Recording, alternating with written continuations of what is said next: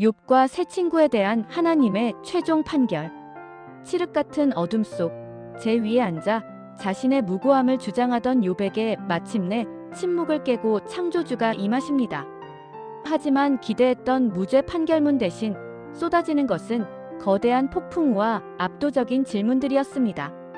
그러시면서 하나님께서는 인간 중심적인 인과응보의 논리를 해체하셨습니다. 이는 성경 전체가 인과응보를 부정한다는 뜻이 아니라 고난은 곧 죄 때문이라는 기계적이고 편협한 적용을 꾸짖으신 것입니다. 1. 욥의 친구들에 대한 하나님의 판결. 하나님은 먼저 욥의 세 친구인 엘리바스, 빌닷, 소바를 향해 진노하십니다. 그들은 죄가 있기에 고난이 있다는 기계적인 도덕 원리로 욥을 정죄했습니다. 하나님은 말씀하십니다. 너희가 나를 가리켜 말한 것이 내 종 욥의 말같이 옳지 못하다. 여기서 중요한 지점이 있습니다.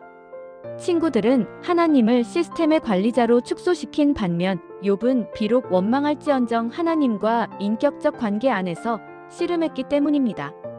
결국 친구들은 욥의 중보 기도를 통해서만 용서받을 수 있는 처지가 되며 인간의 얄팍한 신학적 지식이 하나님의 광대함 앞에서 얼마나 무력한지가 증명됩니다.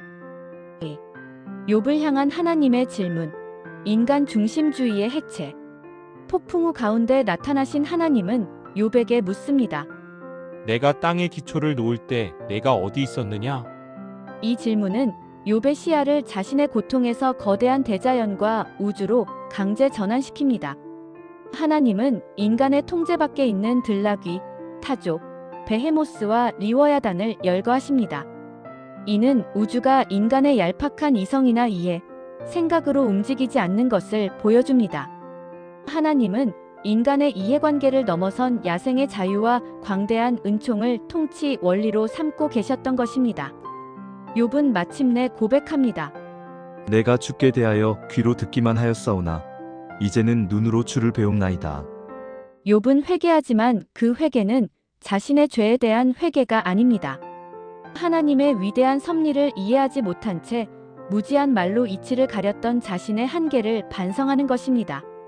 욥 고난의 원인은 밝혀지지 않았지만 하나님의 살아계심 자체가 해답입니다. 하나님은 욥의 갑절의 소유를 회복시켜 주시며 이야기는 마무리됩니다. 하지만 진정한 회복은 재산의 증식이 아니라 고통을 해석하는 관점입니다.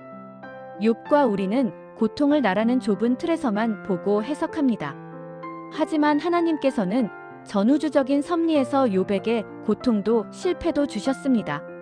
하나님께서 사탄의 궤변에 깜빡 속아 욥에게 고통을 허락하신 것이 아닙니다.